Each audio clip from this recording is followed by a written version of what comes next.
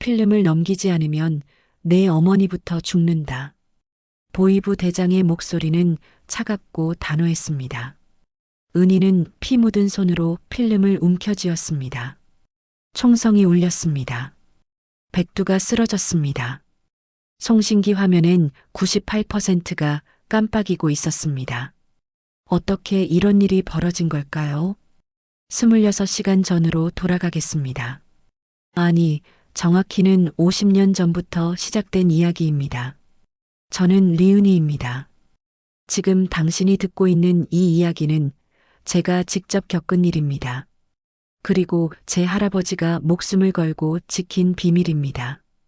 1974년 할아버지는 북한 내부에서 첩보 활동을 하고 계셨습니다. 코드명은 태극. 그는 북한의 비밀 핵개발 계획을 담은 필름을 입수했습니다. 하지만 신분이 탄로났고 보이부가 그를 체포했으며 1978년 겨울 돌아가셨습니다. 필름은 제 어머니에게 전달됐고 어머니는 그것을 태극 문양 인형 속에 숨긴 채 50년을 지켰습니다. 그리고 2023년 2월 어머니가 저에게 말했습니다. 은희야, 이제 내가 이걸 남쪽으로 가져가야 해. 저는 그날 밤 압록강을 건넜습니다. 영하 20도, 총성이 울려 퍼지는 어둠 속에서. 하지만 저는 몰랐습니다. 북한 보위부가 이미 저를 추적하고 있다는 것을. 그리고 단 7시간 안에 필름을 송신하지 못하면 대한민국 전체가 위험에 빠진다는 것을. 코드명 백두, 목표물 태극 인형. 7시간 안에 회수 못하면 대한민국 안보가 위험하다. 남한정보요원의 무전을 들은 순간 제 손은 떨렸습니다. 이 작은 필름 하나가 나라 전체의 운명을 쥐고 있었습니다. 추격이 시작됐습니다. 보위부는 제 모든 동선을 알고 있었고 누군가 정보를 흘리고 있었으며 죽음이 바로 뒤에서 숨을 몰아쉬고 있었습니다. 기차역 총격전, 숲속 도주, 안가의 최후 대결, 그리고 그 끝에 백두 요원이 쓰러졌습니다. 성공했어. 내 할아버지가 자랑스러워할 거야. 그의 마지막 말이었습니다. 하지만 제 앞엔 아직 보위부 대장이 서 있었고 총구가 제 머리를 겨누고 있었으며 송신은 아직 완료되지 않았습니다. 그때 저는 선택해야 했습니다. 제 목숨을 버리고 조국을 지킬 것인가, 아니면 필름을 넘기고 어머니를 구할 것인가. 지금부터 들려드릴 이야기는 그 7시간의 전말입니다. 어떻게 23세 탈북 여성이 국가를 구했는지, 어떻게 50년 전 죽은 첩보원이 오늘날까지 조국을 지키고 있는지, 그리고 자유란 것이 얼마나 많은 희생 위에 서 있는지. 당신이 지금 누리는 평화는 공짜가 아닙니다. 누군가는 목숨을 걸었습니다. 이름도 없이, 빛도 없이. 오늘 그 이야기를 전합니다. 압록강의 얼음이 갈라지던 그날 밤부터 시작하겠습니다. 이야기 시작 전 대한민국을 위해 희생하신 북파 공작원 분들의 감사의 마음을 전합니다. 당신들 덕분에 대한민국이 있습니다. 여러분들도 꼭 북파 공작원 분들에게 힘이 될 수 있도록 댓글로 남겨주세요. 그럼 이야기 시작합니다. 1장. 압록강 얼음이 발밑에서 갈라지는 소리가 들렸습니다. 새벽 3시 영하 20도의 어둠 속에서 은희는 숨을 죽였고 뒤에서 들려오는 개 짖는 소리가 점점 가까워지고 있었습니다. 경비대 조명탄이 하늘을 가르며 터졌습니다. 순간적으로 밝아진 강변에 그녀의 작은 그림자가 드러났고 북쪽 경비 초소에서 확성기가 울렸습니다. 도주자 발견, 즉시 사격 개시. 총성이 귀를 찢었습니다. 은희는 얼음 틈새로 몸을 던졌고 영하의 강물이 온몸을 덮쳤으며 숨이 멎을 듯한 차가움 속에서도 그녀는 옷 속에 감춘 태극 문양 인형을 부여잡았습니다. 물속에서도 손을 놓지 않았습니다. 어머니가 앓는 와중에도 이 인형은 절대 놓치지 말라고 했던 그 목소리가 귓가를 맴돌았고 내 할아버지가 나라를 위해 남긴 유산이다라는 말의 무게가 지금에야 피부로 느껴졌습니다. 물 밖으로 고개를 내밀자 중국 쪽 강변이 보였습니다. 30m 총성이 다시 울렸고 물보라가 그녀 옆에서 솟구쳤으며 경비병들의 고함 소리가 어둠을 뚫고 날아왔습니다. 은희는 이를 악물고 헤엄쳤습니다. 팔다리가 얼어붙는 것 같았지만 멈출 수 없었고 어머니의 얼굴이 떠올랐으며 평양병원에서 약도 제대로 받지 못한 채 누워 계신 그 모습이 눈앞에 선했습니다. 10m 강변 자갈이 손에 닿았습니다. 은희는 필사적으로 몸을 끌어올렸고 중국 땅에 발을 디딘 순간 뒤에서 북한 경비병들의 발소리가 얼음을 밟으며 가까워지고 있었습니다. 도망쳐야 했습니다. 그녀는 몸을 일으켜 어둠 속으로 뛰어들었고 나무 사이로 몸을 숨기며 숨을 고르려 했지만 심장이 터질 듯 뛰었으며 젖은 옷이 얼어붙기 시작했습니다. 그때였습니다. 어둠 속에서 무전기 소리가 들렸습니다. 코드명 백두, 남한 억양이었습니다. 은희는 숨을 멈췄고 나무 뒤에서 몸을 웅크린 채 귀를 기울였으며 무전기 너머로 들려오는 목소리는 차가웠고 정확했습니다. 목표물, 태극 인형 속의 74년 기밀. 7시간 안에 회수 못하면 대한민국 안보가 위험하다. 은희의 온몸이 얼어붙었습니다. 손에 쥔 인형을 내려다봤고 낡은 천과 솜으로 만들어진 그 작은 물건이 갑자기 납덩이처럼 무겁게 느껴졌으며 74년 기밀이라는 단어가 머릿속에서 맴돌았습니다. 1974년. 그 해에 무슨 일이 있었던 걸까요? 무전기 소리가 다시 들렸습니다. 보이부가 움직였다. 7시간 안에 필름을 회수하지 못하면 모든 게 끝난다. 은희는 떨리는 손으로 인형을 품에 안았습니다. 할아버지가 누구였는지 어머니는 자세히 말하지 않았지만 나라를 위해 일했다는 말만 남겼고 지금 이 순간 그 의미가 조금씩 윤곽을 드러내고 있었습니다. 뒤에서 발소리가 다시 들렸습니다. 북한 경비병들이 강을 건너오지는 못했지만 중국 쪽 경비대와 교신하는 소리가 들렸고 시간이 없었으며 은희는 몸을 일으켜 다시 뛰기 시작했습니다. 어둠이 그녀를 삼켰습니다. 새벽 공기가 폐를 찔렀고 발밑에 눈이 발자국을 남겼으며 뒤돌아볼 수 없었습니다. 1시간을 달렸습니다. 작은 마을이 보였고 불빛이 희미하게 깜빡이는 집 한 채가 눈에 들어왔으며 은희는 그곳으로 몸을 숨겼습니다. 문을 두드렸습니다.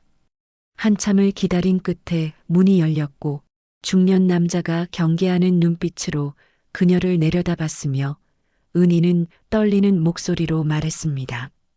달팽이를 찾습니다. 남자의 표정이 굳었습니다. 그는 주변을 살핀 뒤 은희를 안으로 끌어들였고 문을 닫으며 작은 목소리로 물었습니다. 누가 보냈나? 은희는 젖은 옷에서 작은 종이 쪽지를 꺼냈습니다.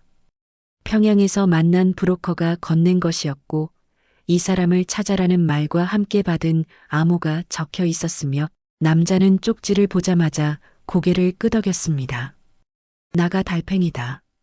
그의 목소리는 낮았지만 단호했습니다. 은희는 안도의 한숨을 쉬었고 달팽이는 그녀에게 마른 옷을 건네며 빠르게 옷을 갈아입으라고 했으며 창문 너머로 멀리 조명이 움직이는 것이 보였습니다. 보이부가 여기까지 왔어. 달팽이의 말에 은희는 온몸이 경직됐습니다. 그는 그녀를 지하실로 데려갔고 좁은 공간 안에서 은희는 떨리는 손으로 인형을 꺼냈으며 달팽이는 그것을 보자마자 눈을 크게 떴습니다. 이게 뭔가? 은희는 어머니의 말을 전했습니다. 할아버지가 남긴 유산이라고 했어요. 나라를 위한 것이라고. 달팽이는 인형을 조심스럽게 받아들었고 천천히 솔기를 뜯어내기 시작했으며 안에서 손톱보다 작은 투명한 필름이 나왔습니다.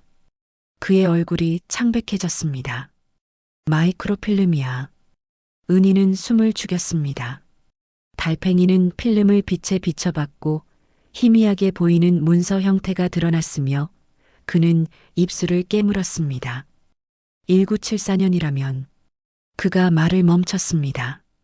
위에서 발소리가 들렸고 문을 두드리는 소리가 크게 울렸으며 달팽이는 필름을 다시 은희에게 건네며 속삭였습니다. 여길 나가야 해. 뒷문으로. 은희는 고개를 끄덕였습니다. 그들은 지하실 끝에 작은 문을 통해 밖으로 빠져나갔고 차가운 새벽 공기가 다시 그녀를 맞았으며 뒤에서 집안이 난리가 난 소리가 들렸습니다. 달팽이가 앞장섰습니다. 차까지 뛰어. 1분도 없어. 둘은 어둠 속을 달렸고 낡은 벤이 골목 끝에 서 있었으며 달팽이가 시동을 걸자마자 뒤에서 고함 소리가 들렸습니다. 벤이 출발했습니다. 뒷창으로 보이는 마을에 조명탄이 다시 터졌고 보이부 차량들이 그들을 쫓기 시작했으며 은희는 필름을 품에 꼭 안았습니다. 7시간. 시간이 흐르고 있었습니다. 2장. 벤이 비포장도로를 달리는 동안 차체가 심하게 흔들렸습니다. 은희는 뒷좌석에서 필름을 다시 꺼내 들여다봤고 희미한 차 안 조명 아래에서 문서의 윤곽만 겨우 보였으며 글자는 너무 작아서 읽을 수 없었습니다. 달팽이가 백미러로 그녀를 봤습니다. 그게 뭔지 아나? 은희는 고개를 저었습니다. 어머니도 자세히 말하지 않으셨어요. 그냥 할아버지가 나라를 위해 일했다는 것만. 달팽이는 한숨을 쉬었습니다. 1974년이라면 북한이 핵 개발을 본격적으로 시작한 시기야. 그때 남한 정보기관이 북한 내부 정보를 캐내려고 혈안이었지. 은희의 심장이 다시 빨리 뛰기 시작했습니다. 그럼 할아버지가. 달팽이가 끼어들었습니다. 첩보원이었을 가능성이 높아. 그것도 아주 깊숙이 들어간. 차 안이 조용해졌습니다. 은희는 창밖을 봤고 어둠 속으로 사라지는 나무들이 스쳐 지나갔으며 할아버지의 얼굴조차 본 적 없는 그녀였지만 지금 손에 쥔 이 작은 필름이 수십 년 전 누군가의 목숨을 건 헌신이었다는 사실이 가슴을 짓눌렀습니다. 뒤에서 차 소리가 들렸습니다. 달팽이가 속도를 올렸고 벤의 엔진이 거칠게 울부짖었으며 은희는 뒤를 돌아봤지만 아직 추격 차량은 보이지 않았습니다. 얼마나 남았어요? 은희가 물었습니다. 다음 마을까지 30분. 거기서 다른 사람한테 넘겨야 해. 달팽이는 핸들을 꽉 쥐었고 그의 손등에 핏줄이 붉어졌으며 긴장한 표정이 역력했습니다. 은희는 다시 필름을 들여다봤습니다. 이 작은 것 하나가 왜 이렇게 많은 사람을 움직이는 걸까요? 보이부는 왜 이렇게까지 하는 거죠? 달팽이가 씁쓸하게 웃었습니다. 내가 가진 게 북한 정권의 치부니까. 1974년 핵개발 계획이 세상에 알려지면 국제사회가 가만히 있지 않을 거야. 그리고 그 정보가 남한 손에 들어가면. 그가 말을 멈췄습니다. 뒤에서 헤드라이트 불빛이 보이기 시작했고 2대의 차량이 빠르게 접근하고 있었으며 달팽이는 악셀을 끝까지 밟았습니다. 버텨. 벤이 급커브를 돌았고 은희는 옆으로 쏠렸으며 필름을 떨어뜨릴 뻔했지만 재빨리 붙잡았습니다. 총소리가 들렸습니다. 뒷유리가 산산조각 났고 유리 파편이 차 안으로 날아들었으며 은희는 몸을 낮췄습니다. 달팽이가 급브레이크를 밟았습니다. 벤이 옆숲길로 꺾여 들어갔고 나뭇가지들이 차체를 긁으며 요란한 소리를 냈으며 추격 차량들이 그 뒤를 따라 들어왔습니다. 숲속은 더 어두웠습니다. 달팽이는 불을 끄고 천천히 나아갔고 엔진 소리를 최소화하며 나무 사이로 차를 몰았으며 뒤에서 추격대의 고함 소리가 들렸습니다.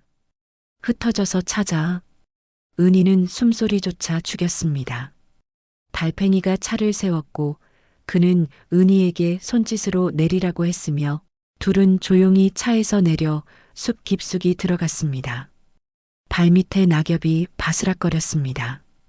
은희는 한 걸음 한 걸음을 조심스럽게 옮겼고 달팽이가 앞장서서 길을 안내했으며 손전등 불빛이 나무 사이를 비추는 것이 보였습니다. 저기 누군가 소리쳤습니다.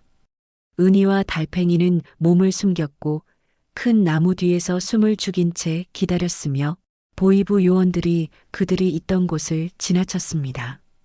조용해졌습니다. 달팽이가 일어섰고 은희에게 따라오라는 손짓을 했으며 둘은 다시 걷기 시작했습니다. 10분쯤 걸었을까요? 작은 오두막이 나타났습니다. 달팽이는 문을 두드렸고 안에서 인기척이 들렸으며 문이 조심스럽게 열렸습니다. 들어와. 낮은 목소리가 들렸습니다. 안은 좁았지만 따뜻했고 작은 난로에 불이 타고 있었으며 중년 여자가 그들을 맞았습니다. 여기까지 온 거야? 달팽이가 고개를 끄덕였습니다. 보이부가 바짝 붙었어. 시간이 없어. 여자는 은희를 받고 그녀의 손에 쥔 필름을 알아봤으며 표정이 굳었습니다. 그게 정말. 달팽이가 끼어들었습니다. 맞아. 74년 기밀이야. 여자는 깊은 한숨을 쉬었습니다. 그녀는 작은 가방을 꺼내 은희에게 건넸고 이걸 입어라며 남자 옷을 주었으며 은희는 빠르게 옷을 갈아입었습니다. 다음 접선 장소는 어디야? 달팽이가 물었습니다. 국경도시 단둥. 거기 기차역에서 코드명 백두를 만나야 해. 은희는 그 이름을 들은 순간 압록 강변에서 들었던 무전기 소리를 떠올렸습니다. 백두, 남한정보요원. 어떻게 알아봐요? 여자가 작은 종이를 건넸습니다. 이 암호를 말해. 광복. 은희는 고개를 끄덕였습니다. 달팽이는 창밖을 봤고 아직 동이 트지 않은 어둠이 깔려 있었으며 시간을 확인했습니다. 5시간 남았어. 은희의 가슴이 조여왔습니다. 그녀는 필름을 다시 꺼내 들여다봤고 이 작은 것이 왜 이토록 많은 사람의 목숨을 위협하는지 아직도 완전히 이해되지 않았지만 할아버지가 이것을 지키기 위해 얼마나 많은 것을 포기했을지 상상하니 눈시울이 뜨거워졌습니다. 달팽이가 그녀의 어깨를 두드렸습니다. 가자. 여기 오래 있으면 위험해. 셋은 오두막을 나섰고 여자가 준비한 다른 차량으로 갈아탔으며 이번에는 작은 트럭이었습니다. 짐칸에 숨었습니다. 천막 아래 좁은 공간에서 은희는 몸을 웅크렸고 달팽이가 옆에 앉았으며 트럭이 출발했습니다. 흔들림이 심했습니다. 은희는 필름을 꼭 쥐고 있었고 손에서 땀이 났으며 밖에서 들려오는 소리에 귀를 기울였습니다. 1시간쯤 지났을까요? 트럭이 멈췄습니다. 검문이야. 달팽이가 속삭였습니다. 은희는 숨을 멈췄고 밖에서 중국 공안의 목소리가 들렸으며 운전사와 대화하는 소리가 멀리서 들려왔습니다. 발소리가 가까워졌습니다. 누군가 짐칸 천막을 들추는 소리가 났고 손전등 불빛이 안을 비췄으며 은희는 숨조차 제대로 쉬지 못했습니다. 뭐 실었어? 공안이 물었습니다. 농산물이요. 운전사가 답했습니다. 손전등이 천천히 짐더미를 훑쳤고 은희와 달팽이가 숨은 곳에서 불과 1미터 떨어진 곳까지 왔으며 심장이 터질 것 같았습니다. 공안이 말했습니다. 손전등이 꺼졌고 발소리가 멀어졌으며 트럭이 다시 출발했습니다. 은희는 그제야 숨을 내쉬었습니다. 달팽이가 작은 목소리로 말했습니다. 운이 좋았어. 트럭은 계속 달렸고 해가 뜨기 시작했으며 천막 틈새로 새어 들어오는 빛이 점점 밝아졌습니다. 단둥이 가까워지고 있었습니다. 그리고 그곳에서 백두를 만나야 했습니다. 은희는 어머니를 떠올렸고 평양병원 침대에 누워 계실 그 모습이 눈에 선했으며 꼭 살아서 돌아오렴이라던 마지막 말이 귓가에 맴돌았습니다. 어머니, 조금만 기다리세요. 곧 갈게요. 3장. 단둥 기차역은 낡았습니다. 오전 10시 역 대합실에는 사람들이 드문드문 앉아 있었고 낡은 의자들이 삐걱거렸으며 천장의 형광등은 반쯤 나가 있었습니다. 은희는 구석자리에 앉아 주변을 살폈습니다. 달팽이는 그녀에게서 10m 떨어진 곳에서 신문을 펼쳐들고 있었고 겉보기엔 평범한 여행객처럼 보였지만 그의 눈은 쉴 새 없이 움직이고 있었습니다. 암호를 말해야 합니다. 광복. 하지만 누구에게 말해야 할까요? 은희는 가방 속 필름을 만져봤고 아직 거기 있다는 확인에 안도했으며 시계를 봤습니다. 3시간 30분 남았습니다. 발소리가 들렸습니다. 중년 남자가 그녀 앞을 지나갔고 검은 재킷을 입고 야구 모자를 눌러 쓴 그는 잠시 그녀를 봤으며 눈빛이 날카로웠습니다. 백두일까요? 은희는 일어서려다 멈췄습니다. 남자가 계속 걸어갔고 화장실 방향으로 사라졌으며 은희는 다시 앉았습니다. 기다려야 했습니다. 10분이 지났습니다. 역 안으로 공안 2명이 들어왔고 그들은 대합실을 천천히 둘러봤으며 한 명이 무전기에 대고 무언가 말했습니다. 은희는 고개를 숙였습니다. 신문으로 얼굴을 가렸고 심장이 빨리 뛰기 시작했으며 공안들이 그녀 쪽으로 걸어오는 발소리가 들렸습니다. 멈췄습니다. 신분증. 은희는 손이 떨렸습니다. 가방에서 위조 신분증을 꺼냈고 공안에게 건넸으며 그는 사진과 은희의 얼굴을 번갈아 봤습니다. 어디 가나? 베이징요.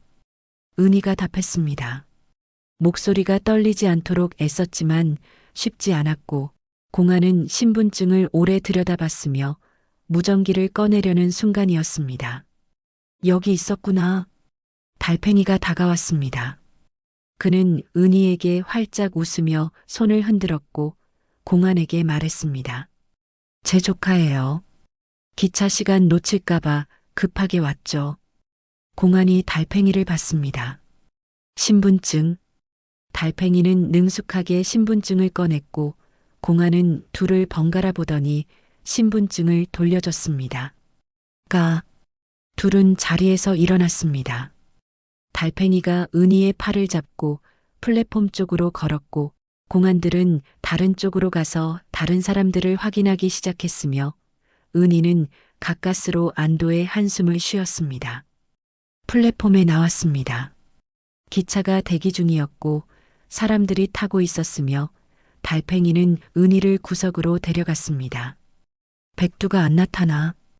은희는 주변을 둘러봤습니다.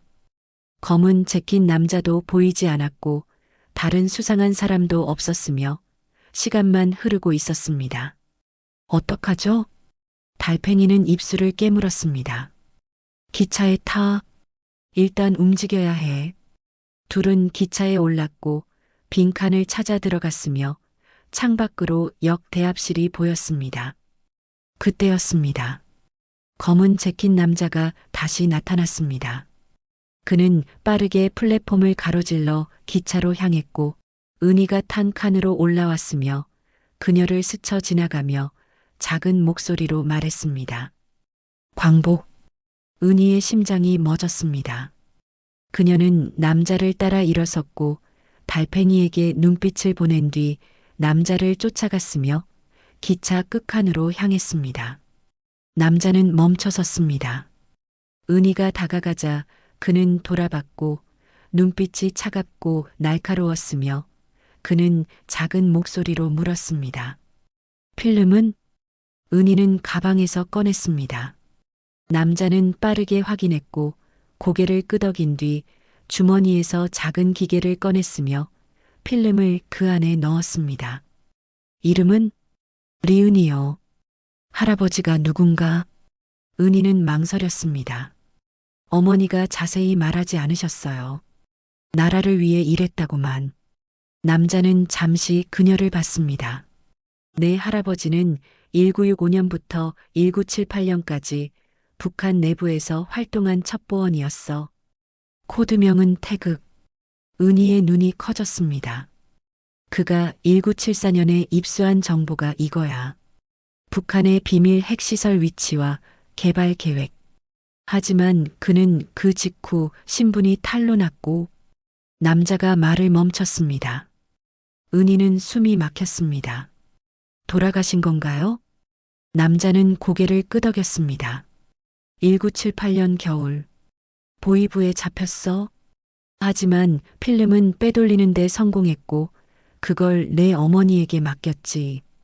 은희는 눈물이 나오려는 것을 겨우 참았습니다. 할아버지, 만난 적도 없는 그 사람이 자신의 목숨을 바쳐 지킨 것이 바로 이 작은 필름이었습니다. 왜 지금인가요? 왜 50년이 지난 지금? 남자가 끼어들었습니다. 북한이 최근 핵 개발을 재개했어. 1974년 계획을 다시 꺼내들었고 이 필름의 정보가 있으면 우리가 그들의 움직임을 예측할 수 있어. 기차가 출발했습니다. 흔들림과 함께 역이 멀어졌고 남자는 기계를 조작하며 필름을 스캔하기 시작했으며 작은 화면에 문서들이 나타났습니다. 그의 표정이 굳었습니다. 이게 은희가 물었습니다. 뭐가 문제예요? 남자는 화면을 은희에게 보여줬습니다. 문서에는 지도가 그려져 있었고 북한 내부의 여러 지점이 표시돼 있었으며 그중 하나는 은희가 아는 곳이었습니다. 평양 외곽. 어머니가 어렸을 때 살았던 곳 근처였습니다. 여기 핵시설이 있었다고? 남자가 말했습니다. 그리고 지금도 있어. 위성사진으로 확인했지만 정확한 위치는 몰랐어. 이 필름이 그걸 알려주고 있어. 은희는 가슴이 답답해졌습니다. 할아버지가 목숨을 걸고 지킨 정보가 아직도 유효했고 그것이 지금 이 순간 대한민국을 위협하는 북한의 핵 개발을 막을 열쇠가 될 수 있다는 사실이 믿기지 않았습니다. 남자는 기계를 주머니에 넣었습니다. 이제 이 정보를 본국에 전달해야 해. 하지만 문제가 있어. 뭔가요? 보이부가 우리를 알아챘어. 그들은 필름을 회수하지 못하면 가짜 정보를 퍼뜨릴 계획이야. 은희는 식은땀이 흘렀습니다. 가짜 정보요? 남자는 고개를 끄덕였습니다. 필름이 조작됐다고 주장하거나 아니면 우리가 잘못된 정보를 믿게 만들어서 대한민국 정보기관을 혼란에 빠뜨리는 거지. 기차가 터널로 들어갔고 창밖이 어두워졌으며 은희는 떨리는 손으로 자리에 앉았습니다. 그럼 어떻게 해야 하죠? 남자는 창밖을 봤습니다. 7시간 안에 필름 정보를 송신해야 해. 그 전에 보이부가 우리를 막으면 모든 게 끝나. 은희는 시계를 봤습니다. 2시간 40분 남았습니다. 남자는 그녀를 봤습니다. 내 할아버지가 시작한 일이야. 그리고 이제 내가 끝내야 해. 은희는 고개를 끄덕였습니다. 가슴속에서 무언가 뜨거운 것이 타오르기 시작했고 두려움보다 더 강한 무언가가 그녀를 밀어붙이고 있었으며 할아버지의 유산을 반드시 지켜야 한다는 의무감이 온몸을 감쌌습니다. 기차는 계속 달렸습니다. 하지만 은희는 알지 못했습니다. 이미 보이부가 그들이 탄 기차를 알고 있다는 사실을, 그리고 다음 역에서 덫이 기다리고 있다는 사실을. 사장, 기차가 다음 역에 도착했습니다. 플랫폼에 내린 순간 은희는 무언가 이상함을 느꼈습니다. 사람이 너무 적었습니다. 역 대합실은 텅 비어 있었고 매표소 직원조차 보이지 않았으며 대기실 의자들만 덩그러니 놓여 있었습니다. 백두가 그녀의 팔을 잡았습니다. 뭔가 잘못됐어. 빨리 움직여야 해. 달팽이도 주변을 살피며 긴장한 표정을 지었습니다. 출구 쪽에서 희미하게 인기척이 들렸고 누군가 무전기로 대화하는 소리가 멀리서 들려왔습니다. 백두는 은희를 역 반대편으로 이끌었습니다. 저쪽 비상구로 셋은 빠르게 움직였습니다. 역 뒤편 비상구를 향해 달렸고 발소리가 바닥에 울려 퍼졌으며 은희는 가방 속 필름을 꼭 움켜쥐었습니다. 그때 고함 소리가 터져 나왔습니다. 거기서 보이부였습니다. 백두가 문을 박차고 나갔고 좁은 골목이 나타났으며 양쪽으로 쓰레기통들이 늘어서 있었습니다. 은희는 뒤를 돌아봤습니다. 3명의 보이부 요원이 빠르게 쫓아오고 있었고 그들의 군화 소리가 점점 가까워졌으며 무전기에서 뭔가 지시가 떨어지는 소리가 들렸습니다. 이쪽?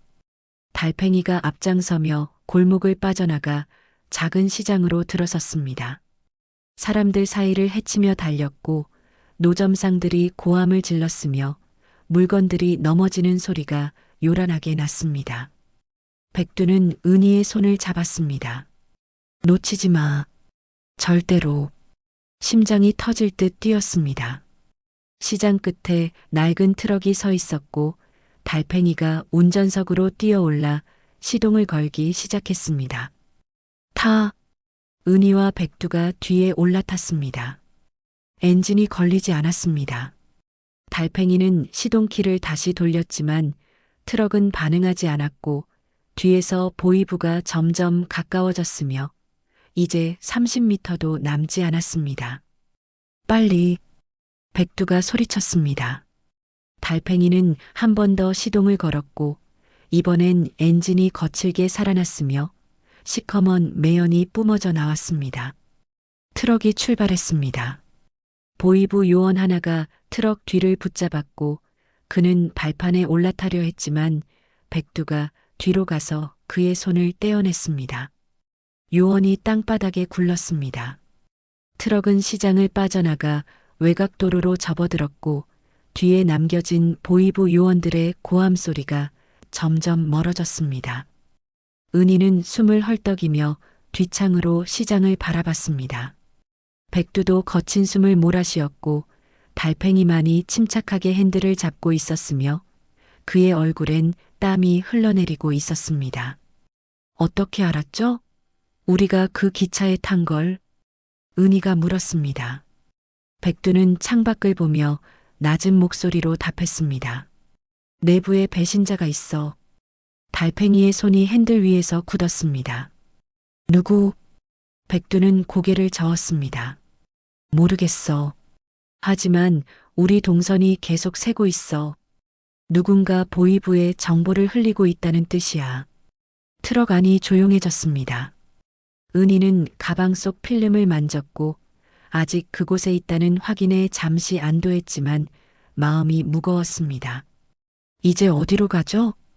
백두는 주머니에서 구겨진 지도를 꺼냈습니다. 여기서 100km 떨어진 곳에 안가가 있어. 거기 낡은 단파 라디오가 있고 그걸로 필름을 송신할 수 있어. 달팽이가 백미러로 백두를 보며 물었습니다. 시간은 얼마나 남았나? 백두는 손목 시계를 확인했습니다. 1시간 50분. 은희의 가슴이 조여왔습니다. 시간이 촉박했고 100km를 이 낡은 트럭으로 가야 했으며 게다가 보이부가 뒤쫓고 있었습니다. 트럭은 계속 달렸습니다. 도로는 비어 있었고 양쪽으로 황량한 들판이 끝없이 펼쳐졌으며 해가 서쪽으로 기울기 시작했습니다. 석양빛이 창문으로 스며들었습니다. 은희는 어머니를 떠올렸고 지금쯤 평양병원 침대에서 딸을 기다리고 계실 그 모습이 눈앞에 선했습니다. 엄마. 작은 목소리가 입 밖으로 새어나왔습니다. 백두가 그녀를 봤습니다. 어머니가 평양에 계신가? 은희는 고개를 끄덕였습니다. 병원에 계세요. 폐렴이 심해지셔서 약도 제대로 못 구하시고 말을 잇지 못했고 목이 메었으며 눈물이 나오려는 것을 겨우 참았습니다. 백두는 잠시 침묵했다가 조용히 말했습니다. 꼭 만날 수 있을 거야. 은희는 고개를 들었습니다. 정말요? 백두는 확신에 찬 눈빛으로 그녀를 봤습니다. 이 필름만 무사히 전달하면 우리가 어머니를 한국으로 모셔올 방법을 찾아줄게. 약속해. 은희의 눈에 눈물이 맺혔고 가슴속에서 뜨거운 무언가가 치솟았으며 할아버지가 지키려 했던 것이 단순히 정보가 아니라 이런 희망이었다는 생각이 들었습니다. 감사합니다. 그때 달팽이가 백미러를 보며 긴장한 목소리로 말했습니다. 뒤에 차가 따라오고 있어. 백두가 뒤를 돌아봤습니다. 검은색 승용차 2대가 빠르게 접근하고 있었고 먼지를 일으키며 거리를 좁히고 있었으며 앞차의 창문이 내려가는 것이 보였습니다. 보이부야. 백두는 달팽이에게 말했습니다. 속도 올려. 최대한 빨리. 달팽이는 악셀을 끝까지 밟았습니다. 낡은 트럭이 덜컹거리며 속도를 냈고 엔진이 거칠게 울부짖었으며 차체가 심하게 흔들렸습니다. 하지만 뒤따르는 승용차들이 더 빨랐습니다. 격차가 점점 좁혀지기 시작했고 이제 100m도 남지 않았으며 총구가 창밖으로 나왔습니다. 백두는 주변을 빠르게 살폈습니다. 저 앞에 숲이 보여. 거기로 들어가면 승용차는 못 따라올 거야. 달팽이는 고개를 끄덕였습니다. 500m 앞에 나무들이 빽빽한 숲길이 보였고 비포장길이 숲속으로 이어져 있었습니다. 트럭이 그쪽으로 방향을 틀었습니다. 뒤에서 총성이 들렸고 트럭 뒤편 철판에 총알이 박히는 소리가 쨍하고 울렸으며 은희는 몸을 낮췄습니다. 숲길로 접어들었습니다. 나뭇가지들이 차체를 긁으며 요란한 소리를 냈고 시야가 급격히 좁아졌으며 길은 울퉁불퉁해서 트럭이 심하게 요동쳤습니다. 뒤따르던 승용차들도 숲으로 들어왔습니다. 하지만 좁은 길에서 속도를 낼 수 없었고 나뭇가지의 차체가 긁히는 소리가 들렸으며 그들도 속도를 줄일 수밖에 없었습니다. 백두는 가방에서 무언가를 꺼냈습니다. 작은 원통형 물체였고 겉면에 한글로 연막이라고 적혀 있었습니다. 연막탄이야. 창문 열어줘. 달팽이가 창문을 내렸고 백두는 연막탄의 뚜껑을 잡아당긴 뒤 창밖으로 던졌습니다. 폭죽이 터지며 하얀 연기가 순식간에 퍼졌고 뒤따르던 차들이 연기에 휩싸였으며 급브레이크 소리가 들렸습니다. 달팽이는 그 틈을 타 트럭을 더 깊은 숲속으로 몰았습니다. 나무들이 더 빽빽해졌고 길은 거의 보이지 않을 정도로 좁아졌으며 트럭이 웅덩이를 지나며 지는 물이 사방으로 튀었습니다. 은희는 필름을 꼭 안고 있었습니다. 절대 놓칠 수 없었고 이것이 할아버지의 유산이며 어머니의 희망이고 조국의 안전이라는 것을 알고 있었습니다. 한참을 달린 끝에 달팽이가 트럭을 세웠습니다. 더 이상 못 가겠어. 엔진이 과열됐어. 엔진에서 김이 피어올랐고 타는 냄새가 났으며 라디에이터에서 물이 새는 소리가 들렸습니다. 백두는 주변을 살폈습니다. 여기서 내려서 걸어가야 해. 다른 방법이 없어. 셋은 트럭에서 내렸습니다. 숲은 고요했고 새소리만 간간히 들렸으며 바람에 나뭇잎이 흔들리는 소리가 희미하게 들렸습니다. 백두가 지도를 다시 확인했습니다. 여기서 북동쪽으로 5km만 가면 안가가 나와. 달팽이가 물었습니다. 걸어서 얼마나 걸려? 백두는 빠르게 계산했습니다. 1시간 정도. 빠르게 가면 50분. 은희는 시계를 봤습니다. 1시간 40분 남았습니다. 간신히 맞출 수 있는 시간이었고 조금이라도 늦으면 모든 것이 끝날 것 같았으며 손이 떨렸습니다. 가죠. 셋은 걷기 시작했습니다. 숲바닥은 낙엽으로 덮여 있었고 발을 디딜 때마다 바스락 소리가 났으며 은희는 가능한 한 조용히 걸으려 애썼습니다. 백두가 앞장섰고 나침반을 보며 방향을 잡았으며 가끔씩 멈춰서서 주변을 살폈습니다. 은희는 그 뒤를 따랐고 달팽이가 뒤를 지키며 혹시 모를 추격자를 경계했습니다. 햇빛이 나뭇잎 사이로 비쳤고 숲 공기는 차갑고 습했으며 멀리서 새 한 마리가 날아가는 소리가 들렸습니다. 한참을 걸었을까요? 갑자기 백두가 멈춰섰고 손을 들어 조용히 하라는 신호를 보냈으며 은희는 즉시 숨을 죽였습니다. 멀리서 목소리가 들렸습니다. 이쪽을 수색해. 보이부가 숲을 뒤지고 있었습니다. 백두는 큰 나무 뒤로 몸을 숨겼고 은희와 달팽이도 재빨리 따라했으며 셋은 나무 뒤에서 숨을 죽이고 기다렸습니다. 발소리가 점점 가까워졌습니다. 손전등 불빛이 나무 사이를 천천히 훑쳤고 보이부 요원들의 군화 소리가 낙엽을 밟으며 다가왔으며 은희는 심장이 터질 것 같았습니다. 보이부 요원 2명이 그들이 숨은 나무에서 불과 10m 떨어진 곳을 지나갔습니다. 여긴 없어. 다른 쪽을 봐. 한 요원이 말했고 다른 요원이 무전기에 뭔가 보고했으며 둘은 다른 방향으로 걸어갔습니다. 백두는 잠시 기다렸다가 조심스럽게 움직였습니다. 셋은 더욱 조심스럽게 걸었고 소리를 최소화하며 나무에서 나무로 이동했으며 가끔씩 멈춰 서서 주변을 확인했습니다. 30분이 더 지났습니다. 숲이 끝나고 작은 언덕이 나타났으며 언덕 너머로 낡은 건물 하나가 희미하게 보였습니다. 저기야. 백두가 가리켰습니다. 안가였습니다. 셋은 언덕을 조심스럽게 내려갔고 건물 주변을 살핀 뒤 백두가 문을 천천히 열었습니다. 안은 먼지로 가득했습니다. 오래된 가구들이 널려 있었고 창문은 깨져 있었으며 한쪽 벽에 낡은 단파 라디오가 먼지를 뒤집어 쓴 채 놓여 있었습니다. 저거야. 백두는 라디오로 다가가 전원 상태를 확인했습니다. 배터리가 아직 살아 있었고 다이얼을 돌리자 지직거리는 소리가 났으며 작동했습니다. 됐어. 그는 가방에서 작은 기계를 꺼냈고 필름 스캐너와 송신기를 결합한 장치였으며 라디오와 연결하기 시작했습니다. 은희는 떨리는 손으로 필름을 건넸습니다. 백두는 장치에 필름을 넣고 전선을 라디오에 연결했으며 주파수 다이얼을 정확히 7434로 맞췄습니다.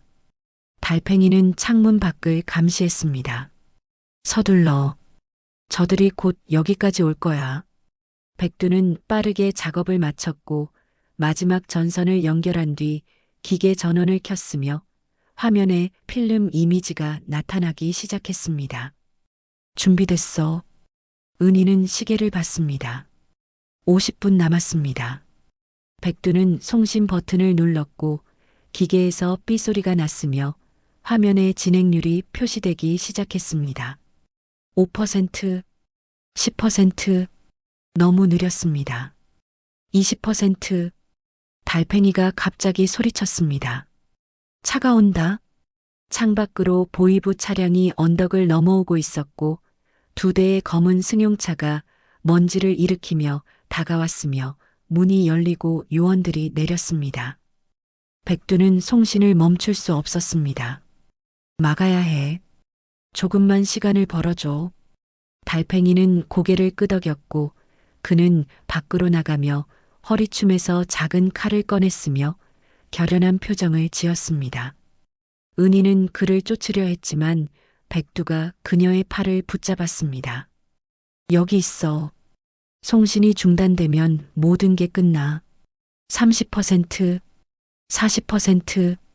밖에서 고함 소리가 들렸고 달팽이와 보이부가 대치하는 소리가 났으며 누군가 경고하는 목소리가 들렸습니다. 총성이 울렸습니다. 은희는 비명을 삼켰고 손으로 입을 막았으며 눈물이 흘러내렸습니다. 백두는 창밖을 잠깐 봤습니다. 달팽이가 나무 뒤에 숨어 있었고 보이부 요원 셋이 그를 포위하고 있었으며 총구가 그를 향하고 있었습니다. 50%, 60%, 더 빨리 가야 했지만 기계는 느렸고 낡은 라디오의 한계였으며 백두는 이를 악물었습니다. 밖에서 다시 총성이 들렸습니다. 이번엔 달팽이가 신음하는 소리가 났고 무언가 쓰러지는 소리가 들렸으며 은희는 눈을 감았습니다. 달팽이 70%, 80%, 문이 박살났습니다. 보이부 대장이 들어왔고 키가 크고 얼굴이 차가운 남자였으며 그의 눈빛은 얼음처럼 냉혹했습니다. 그는 은희를 봤습니다. 송신을 멈춰. 은희는 고개를 저었고 손이 떨렸지만 기계에서 손을 떼지 않았습니다. 대장은 권총을 천천히 꺼냈고 백두에게 겨눴으며 망설임 없이 방아쇠에 손가락을 걸었습니다. 멈추지 않으면 그부터 죽여. 셋을 센다. 90%, 95%. 은희는 온몸이 떨렸지만 손은 기계 위에 올려놓은 채 움직이지 않았습니다. 백두는 그녀를 봤고 눈빛으로 말했으며 계속하라고, 끝까지 하라고 전했습니다. 하나. 대장이 세기 시작했습니다. 둘. 98%. 셋. 대장이 방아쇠를 당겼습니다. 총성이 울렸고 백두가 비틀거리며 쓰러졌으며 피가 그의 어깨에서 흘러내렸습니다. 은희는 비명을 질렀습니다. 100%. 송신 완료. 기계에서 긴 확인음이 울렸고 화면에 전송 성공이라는 글자가 떴으며 대한민국으로 모든 데이터가 전달됐습니다. 대장이 기계를 향해 총을 쐈습니다. 기계가 박살났고 파편이 사방으로 튀었으며 연기가 피어올랐습니다. 하지만 늦었습니다. 데이터는 이미 조국에 도착했고 할아버지의 유산은 지켜졌으며 50년의 기다림이 끝났습니다. 은희는 주저앉아 백두에게 기어갔습니다. 그는 피를 흘리며 누워 있었고 숨이 가빠졌으며 얼굴이 창백했습니다. 버티세요. 제발 버티세요. 백두는 희미하게 웃었고 피 묻은 손으로 그녀의 손을 잡았으며 작은 목소리로 말했습니다. 성공했어. 내 할아버지가 자랑스러워할 거야. 그의 눈이 천천히 감겼고 손에서 힘이 빠졌으며 숨소리가 멎었습니다. 은희는 울음을 터뜨렸습니다. 대장은 그녀를 향해 총을 겨눴고 차가운 눈빛으로 내려다봤으며 방아쇠를 당기려 했습니다. 이미 늦었어요. 은희가 눈물 범벅 얼굴로 그를 똑바로 봤습니다.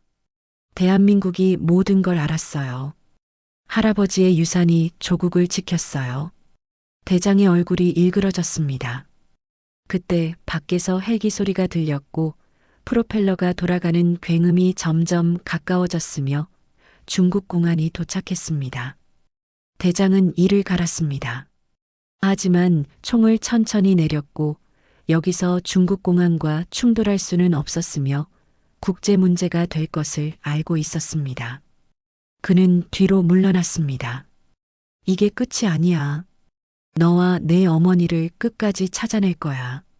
그가 문 밖으로 사라졌고 보이부 요원들도 재빨리 철수했으며 차량 시동 소리가 들렸습니다. 은희는 백두의 시신을 안고 울었습니다. 밖에서 달팽이가 신음하는 소리가 들렸고 그는 아직 살아있었으며 피를 흘리며 쓰러져 있었습니다.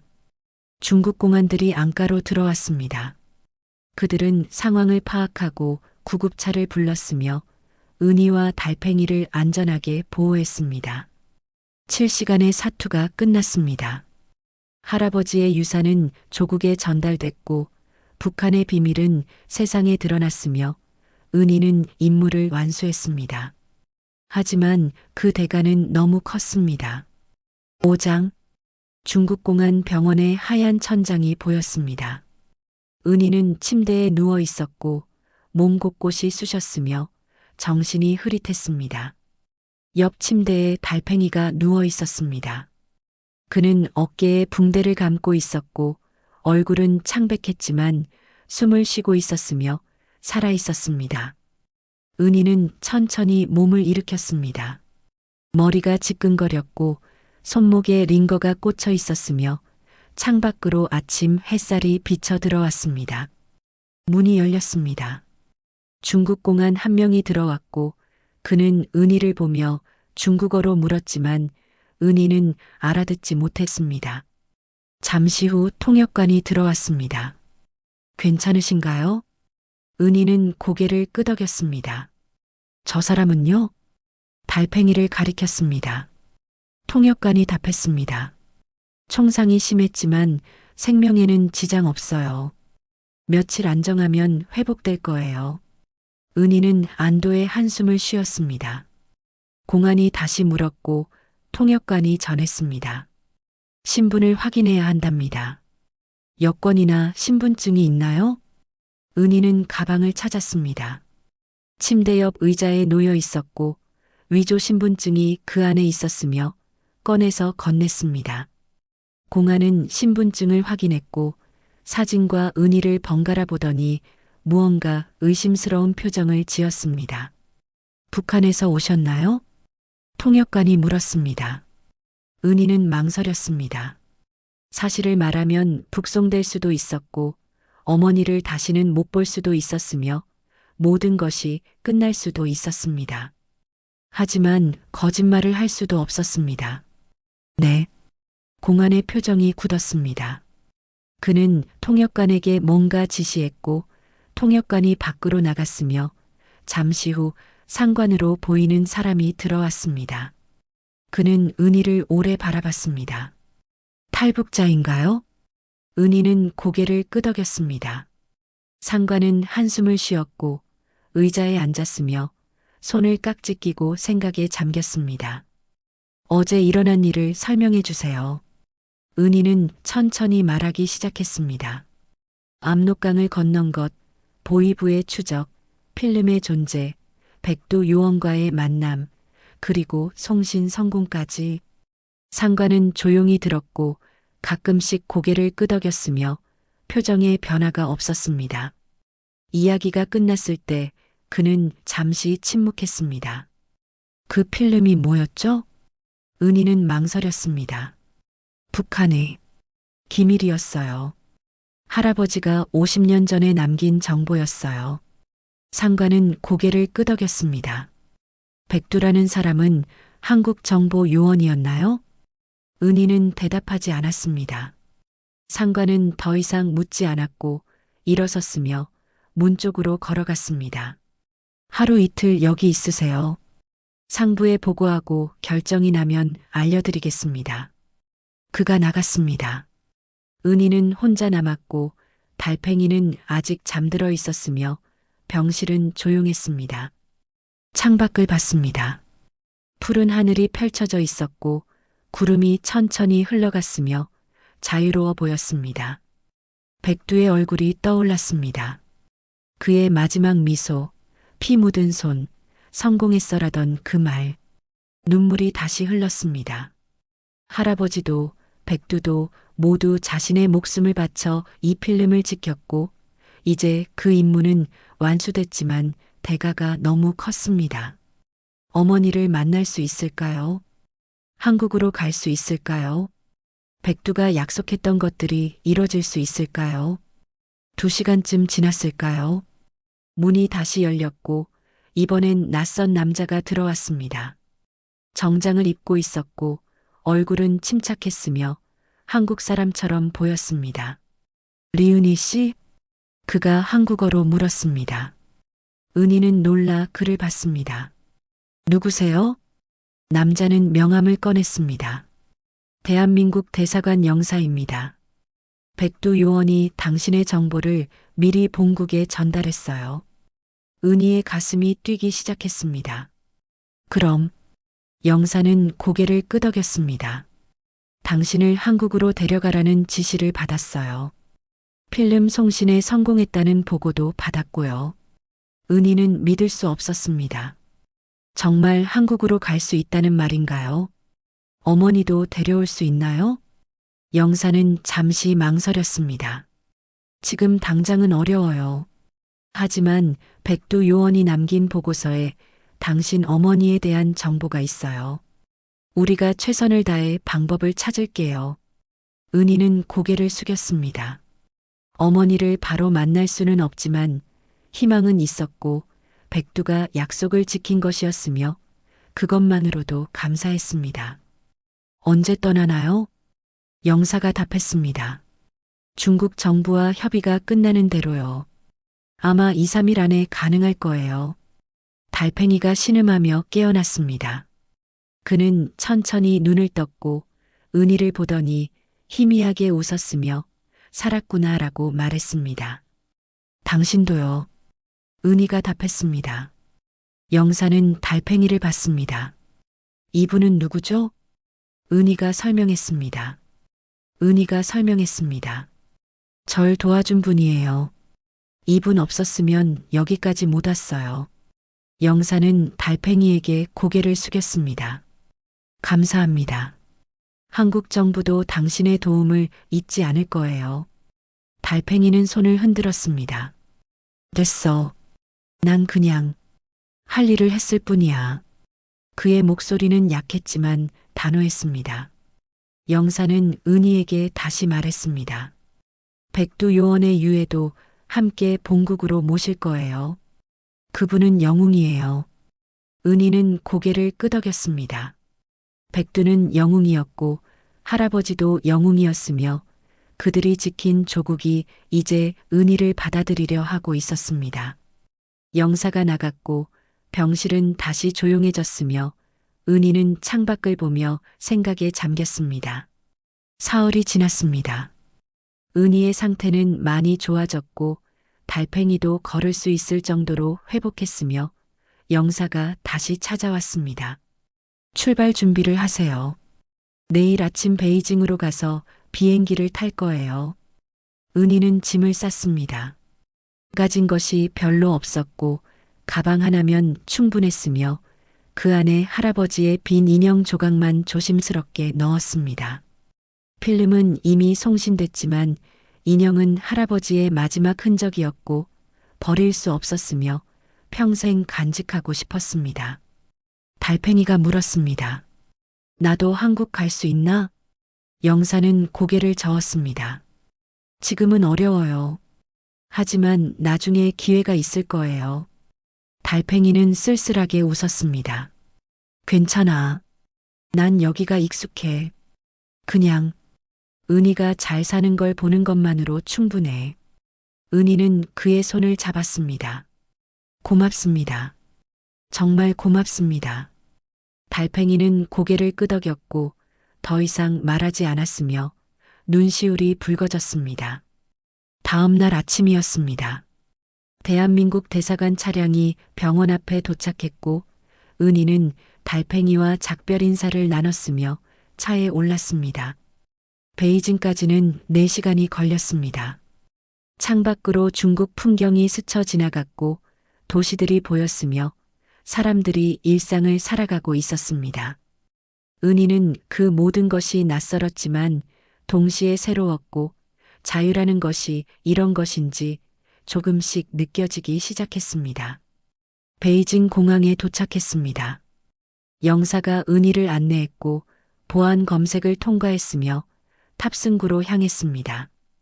비행기가 보였습니다. 대한항공.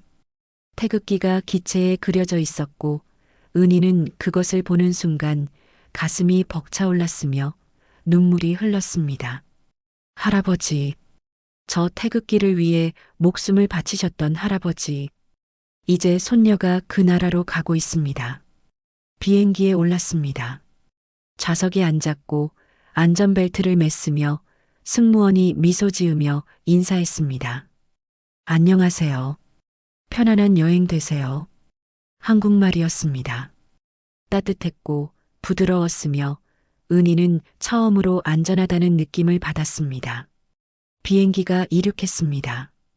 창밖으로 중국 땅이 점점 멀어졌고 구름 위로 올라갔으며 하늘이 더 푸르게 보였습니다.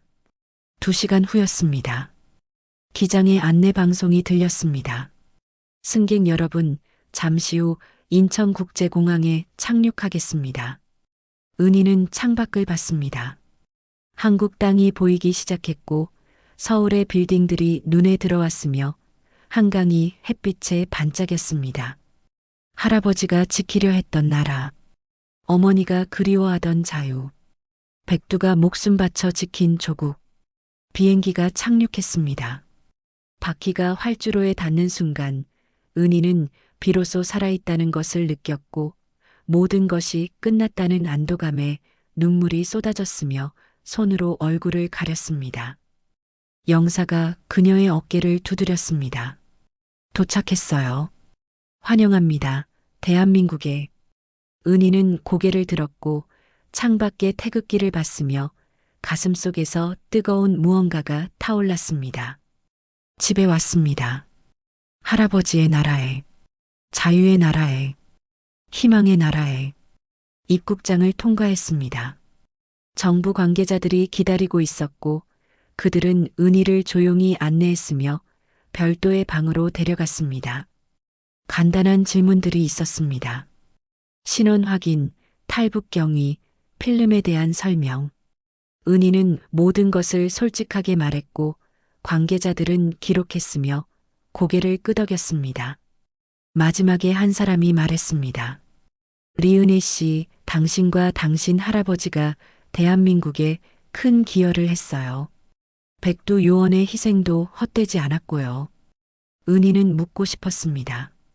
필름이 정말 도움이 됐나요? 할아버지의 유산이 의미가 있었나요? 백두가 죽은 것이 헛되지 않았나요? 하지만 입 밖으로 나온 것은 다른 말이었습니다. 제 어머니를 도와주실 수 있나요? 관계자는 잠시 망설였습니다. 최선을 다하겠습니다.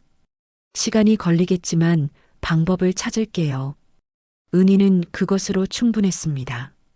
희망이 있다는 것만으로도 충분했고 어머니를 언젠가 만날 수 있다는 가능성만으로도 버틸 수 있었으며 그것이 지금 그녀를 지탱하는 힘이었습니다.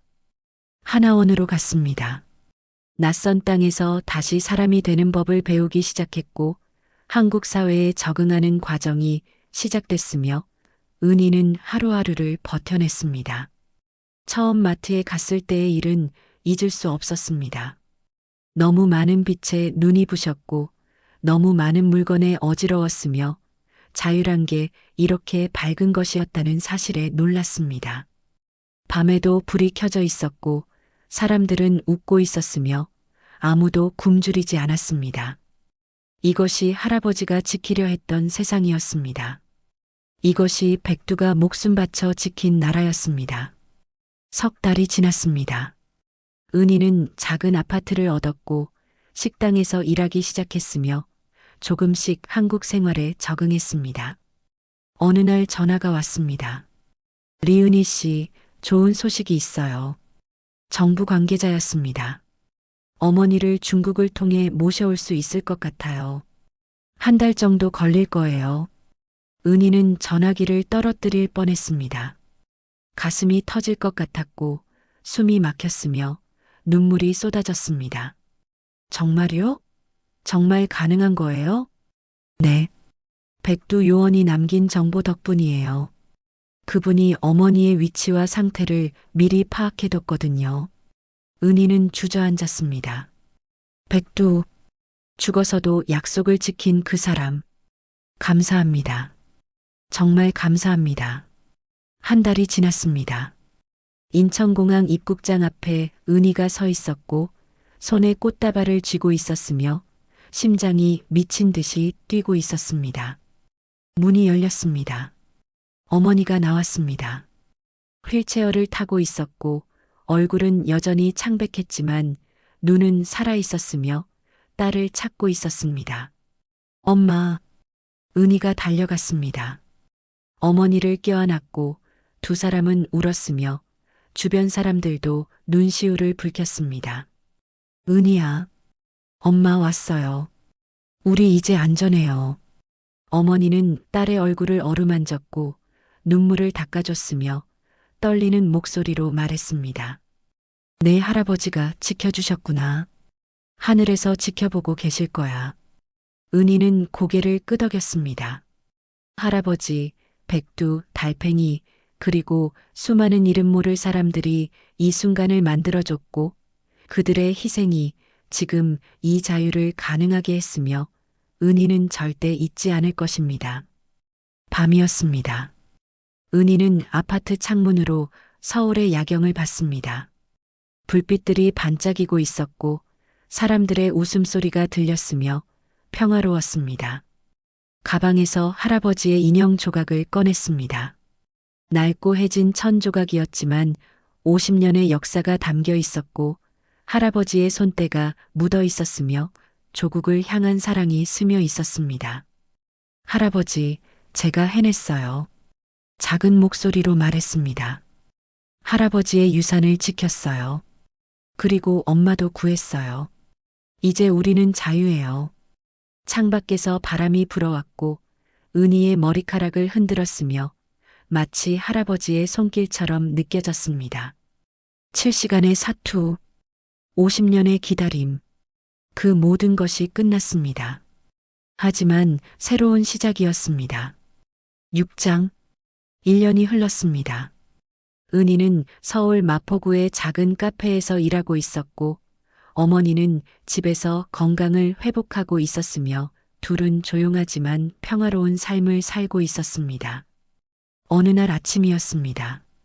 카페 문이 열리며 손님이 들어왔고 은희는 습관적으로 어서 오세요라고 인사했지만 그 사람을 보는 순간 손이 멈췄습니다. 달팽이였습니다. 그는 여전히 야윈 얼굴이었지만 예전보다 건강해 보였고 깔끔한 옷을 입고 있었으며 은희를 보자 환하게 웃었습니다. 오래됐지? 은희는 믿을 수 없다는 표정으로 카운터 밖으로 나왔습니다. 어떻게, 한국에 어떻게 오신 거예요? 달팽이는 자리에 앉으며 말했습니다. 내가 보낸 편지 받았어. 정부에서 날 도와줬고 석 달 전에 한국에 왔어. 은희는 그의 손을 잡았고 눈물이 났으며 1년 전 그날이 떠올랐습니다. 어깨는 괜찮으세요? 달팽이는 어깨를 돌려 보였습니다. 완전히 나았어.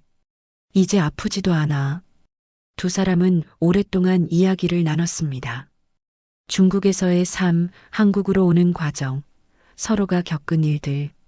달팽이는 은희의 어머니를 만나고 싶다고 했고 은희는 그를 집으로 초대했으며 저녁을 함께 먹었습니다. 어머니는 달팽이를 보자마자 눈물을 흘렸습니다. 은희를 살려주셔서 감사합니다. 달팽이는 고개를 저었습니다. 제가 해야 할 일을 했을 뿐이에요. 식사가 끝난 후 은희는 달팽이에게 물었습니다. 앞으로 뭐 하실 거예요? 달팽이는 잠시 생각하더니 답했습니다. 아직 모르겠어. 하지만 이곳에서 새로 시작하려고. 내가 그랬던 것처럼. 은희는 미소 지었습니다. 잘하실 거예요. 저도 도와드릴게요. 그날 밤 은희는 할아버지의 인형 조각을 다시 꺼냈습니다. 이제는 작은 액자에 넣어 벽에 걸어두고 있었고 매일 그것을 보며 할아버지를 기억했으며 자신이 왜 여기 있는지를 잊지 않으려 했습니다. 다음 주였습니다. 정부에서 연락이 왔고 은희에게 만나자는 요청이었으며 중요한 이야기가 있다고 했습니다. 정부 청사로 갔습니다. 회의실에 들어서자 여러 사람이 앉아 있었고 그중 한 명이 일어서며 악수를 청했습니다. 국가정보원 차장입니다. 만나 뵙게 돼 영광이에요. 은희는 긴장했습니다. 무슨 일이신가요? 차장은 자리에 앉으며 서류를 펼쳤습니다. 리은희 씨가 전달한 필름 덕분에 우리가 북한의 핵시설 위치를 정확히 파악했어요. 그 정보를 바탕으로 국제사회와 협력해서 북한에 압박을 가했고요. 은희는 숨을 죽이고 들었습니다. 최근 북한이 핵 개발 일부를 중단하겠다고 발표했어요. 물론 완전한 포기는 아니지만 큰 진전이에요. 차장은 은희를 똑바로 봤습니다. 이 모든 게 당신과 당신 할아버지, 그리고 백두 요원 덕분이에요. 은희는 가슴이 벅차올랐습니다. 할아버지의 유산이 정말로 조국을 지켰고 백두의 희생이 헛되지 않았으며 7시간의 사투가 의미 있었다는 것을 확인하는 순간이었습니다. 감사합니다. 은희가 말했습니다. 차장은 고개를 저었습니다. 감사해야 할 사람은 우리예요. 그는 다른 서류를 꺼냈습니다. 정부에서 당신 할아버지에게 건국 훈장을 추서하기로 했어요. 그리고 백두 요원에게도 마찬가지고요. 은희의 눈에 눈물이 맺혔습니다. 할아버지가 인정받는 거예요? 차장은 고개를 끄덕였습니다. 50년이 걸렸지만 이제 그분의 희생이 공식적으로 기록될 거예요. 역사에 남을 거예요. 수여식은 한 달 후였습니다. 국립현충원에서 열렸고 많은 사람이 참석했으며 은희와 어머니도 그곳에 있었습니다. 할아버지의 사진이 제단에 놓였습니다. 젊은 시절의 사진이었고 군복을 입고 있었으며 눈빛이 단호했습니다. 백두의 사진도 옆에 있었습니다. 그의 미소가 은희의 기억 속 그대로였고 마지막 순간에 그 얼굴이 떠올랐으며 가슴이 아팠습니다. 대통령이 직접 훈장을 수여했습니다. 대한민국은 여러분의 희생을 절대 잊지 않을 것입니다. 은희가 할아버지의 훈장을 받았습니다. 무거웠고 차가웠지만 동시에 따뜻했으며 할아버지의 체온이 느껴지는 것 같았습니다. 어머니는 휠체어에 앉아 울고 있었고 달팽이가 그녀의 손을 잡아주고 있었으며 주변 사람들도 숙연한 표정이었습니다. 식이 끝난 후 은희는 백두의 묘소를 찾아갔습니다. 국립현충원 한쪽에 자리 잡은 그의 묘비 앞에 섰고 꽃을 놓았으며 무릎을 꿇었습니다. 백두 요원님, 작은 목소리로 말했습니다. 약속 지키셨어요. 엄마를 한국에 모셨어요. 그리고 할아버지도 인정받으셨어요. 바람이 불었고 나뭇잎이 흔들렸으며 은희의 머리카락이 날렸습니다. 감사합니다. 제 목숨을 구해주셔서, 그리고 저에게 할아버지를 알려주셔서 오래 앉아 있었습니다. 해가 기울고 그림자가 길어졌으며 현충원은 조용했습니다. 달팽이가 다가왔습니다. 가야 할 시간이야. 은희는 일어섰고 묘비를 한 번 더 봤으며 고개를 숙여 인사했습니다. 집으로 돌아오는 길이었습니다. 차창 밖으로 서울의 거리가 보였고 사람들이 웃으며 걷고 있었으며 평범한 일상이 계속되고 있었습니다. 이 평화를 위해 할아버지가 목숨을 바쳤고 백두가 희생했으며 수많은 이름 없는 영웅들이 싸웠다는 것을 아는 사람은 많지 않았습니다. 하지만 괜찮았습니다. 그들은 인정받기 위해 싸운 것이 아니었고 단지 조국을 지키고 싶었을 뿐이었으며 은희는 그것을 이해했습니다. 집에 도착했습니다. 어머니가 저녁을 준비하고 있었고 달팽이가 설거지를 도와주고 있었으며 작은 아파트는 따뜻했습니다. 은희야, 밥 먹자. 어머니가 불렀습니다. 식탁에 앉았고 세 사람은 함께 식사를 했으며 웃음소리가 흘렀습니다. 이것이 자유였습니다. 함께 밥을 먹을 수 있는 것, 웃을 수 있는 것, 두려움 없이 잠들 수 있는 것. 식사가 끝난 후 은희는 발코니로 나갔습니다. 서울의 야경이 펼쳐져 있었고 남산타워가 빛나고 있었으며 한강이 어둠 속에서 흐르고 있었습니다. 주머니에서 작은 종이를 꺼냈습니다. 백두가 마지막으로 남긴 메모였고 정부에서 그의 유품을 정리하다 발견해서 은희에게 전달한 것이었으며 거기엔 이렇게 적혀 있었습니다. 은희에게, 내 할아버지는 영웅이었어. 그리고 너도 영웅이야. 이 나라를 지켜줘서 고마워. 마이너스 백두. 은희는 종이를 가슴에 품었습니다. 영웅. 자신은 영웅이 아니었고 그저 살아남으려 했을 뿐이었으며 어머니를 구하고 싶었을 뿐이었습니다. 하지만 백두가 그렇게 말했다면 할아버지도 그렇게 생각했을 것이고 은희는 그 무게를 받아들이기로 했습니다. 할아버지, 밤하늘을 보며 말했습니다. 저 잘하고 있죠? 별이 반짝였고 바람이 불었으며 어디선가 대답이 들리는 것 같았습니다. 잘하고 있다고. 계속 그렇게 살아가라고. 다음 날 아침이었습니다. 은희는 카페로 출근했고 평소처럼 일을 시작했으며 손님들을 맞이했습니다. 한 노인이 들어왔습니다. 머리가 희끗했고 지팡이를 짚고 있었으며 얼굴에 주름이 깊었습니다. 아메리카노 하나 주세요. 은희는 커피를 내렸고 노인에게 건넸으며 노인은 자리에 앉아 천천히 마셨습니다. 잠시 후 노인이 은희를 불렀습니다. 잠깐 앉을 수 있나요? 은희는 주변을 확인한 뒤 손님이 없는 것을 보고 노인 맞은편에 앉았습니다. 혹시 리은희 씨 맞나요? 은희는 놀랐습니다. 어떻게 아세요? 노인은 미소 지었습니다. 신문에서 봤어요. 건국 훈장 받으신 거. 당신 할아버지 말이에요. 은희는 고개를 끄덕였습니다. 노인은 잠시 멈칫하더니 말을 이었습니다. 나도 당신 할아버지를 알았어요. 은희의 눈이 커졌습니다. 정말요? 노인은 고개를 끄덕였고 주머니에서 낡은 사진 한 장을 꺼냈으며 은희에게 보여줬습니다. 사진엔 두 명의 젊은 군인이 있었습니다. 한 명은 할아버지였고 다른 한 명은 이 노인의 젊은 시절이었으며 둘은 어깨를 나란히 하고 있었습니다. 1965년 우리는 함께 훈련을 받았어요.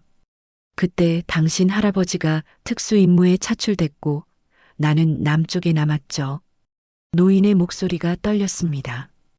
그 후로 소식이 끊겼어요. 50년이 넘도록. 그가 살아있는지 죽었는지도 몰랐어요. 은희는 사진을 오래 들여다봤습니다. 할아버지의 젊은 얼굴이 거기 있었고 밝게 웃고 있었으며 전쟁의 그림자가 드리우기 전의 모습이었습니다. 신문을 보고 알았어요. 그가 북한에서 첩보 활동을 하다 돌아가셨다는 것. 그리고 손녀가 그의 유산을 지켰다는 것. 노인은 은희의 손을 잡았습니다. 고마워요. 내 친구를 기억해줘서. 은희는 눈물을 닦았습니다. 할아버지에 대해 더 말씀해 주실 수 있나요? 노인은 고개를 끄덕였고 1시간 넘게 이야기했으며 은희는 처음으로 할아버지의 젊은 시절을 알게 됐습니다. 그가 어떤 사람이었는지, 무엇을 좋아했는지, 어떤 꿈을 꿨는지 모든 것이 새로웠고 소중했으며 은희는 그 이야기를 가슴에 새겼습니다. 노인이 떠날 때 사진을 은희에게 건넸습니다. 이걸 가지세요. 당신이 가져야 해요. 은희는 사진을 받았고 소중히 품었으며 노인에게 깊이 고개를 숙였습니다. 감사합니다. 노인은 지팡이를 짚고 카페를 나갔고 뒷모습이 작아지더니 사라졌으며 은희는 사진을 보며 오랫동안 서 있었습니다. 그날 밤이었습니다. 은희는 사진을 할아버지의 인형 조각 옆에 나란히 걸어뒀고 두 개의 유산이 함께 벽에 걸렸으며 과거와 현재가 연결됐습니다. 어머니가 그것을 보며 말했습니다. 아버지가 기뻐하실 거야. 은희는 고개를 끄덕였습니다. 네. 할아버지는 지금 평화로우실 거예요. 창밖으로 서울의 밤이 계속되고 있었고 불빛들이 반짝이고 있었으며 자유가 숨쉬고 있었습니다. 7시간의 사투는 끝났지만 그 유산은 계속되고 있었습니다.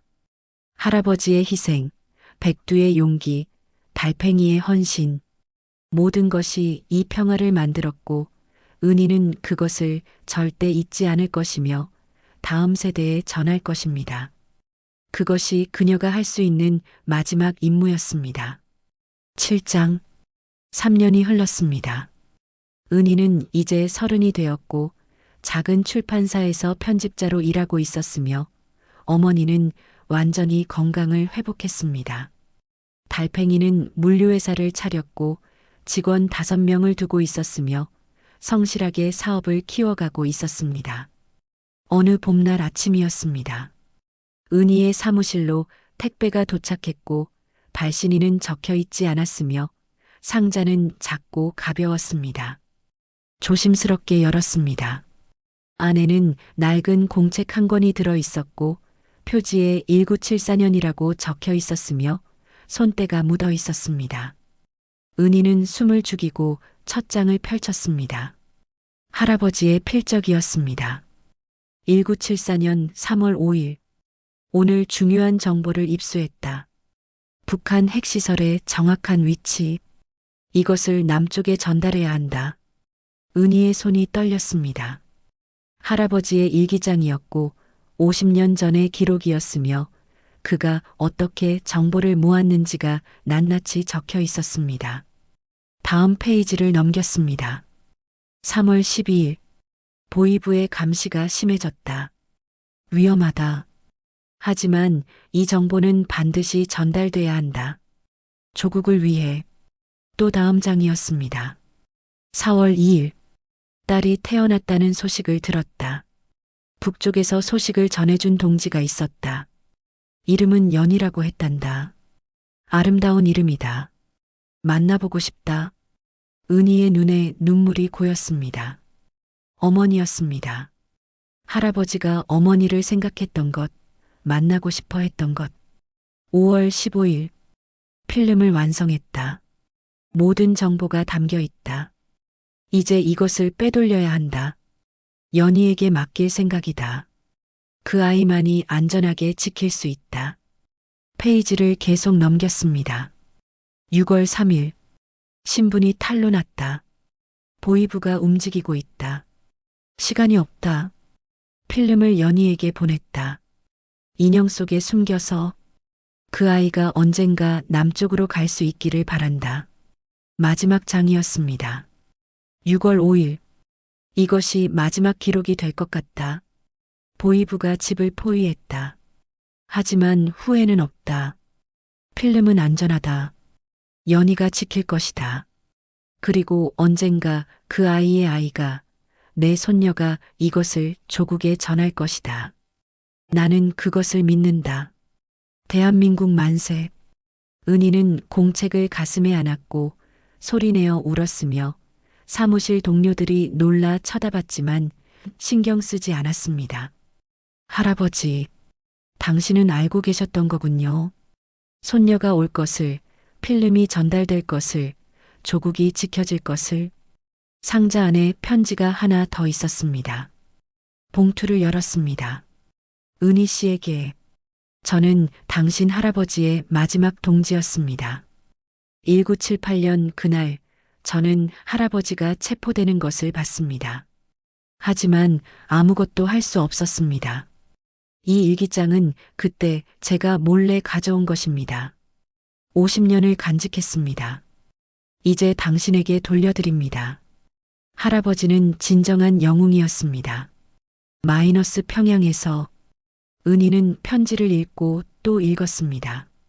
북한에 아직 할아버지를 기억하는 사람이 있었고 그 사람이 위험을 무릅쓰고 이것을 보낸 것이었으며 50년의 침묵을 깬 것이었습니다. 그날 저녁 집으로 돌아와 어머니에게 일기장을 보여줬습니다. 어머니는 한 장 한 장 천천히 읽었고 눈물을 흘렸으며 마지막 장에서 멈췄습니다. 아버지, 작은 목소리로 말했습니다. 제 이름을 기억하고 계셨네요. 만나고 싶어 하셨네요. 은희가 어머니를 안았습니다. 할아버지는 엄마를 사랑하셨어요. 그래서 우리를 지키려 하신 거예요. 둘은 오래 껴안고 있었고 밖에서는 봄비가 내리기 시작했으며 빗소리가 창문을 두드렸습니다. 일주일 후였습니다.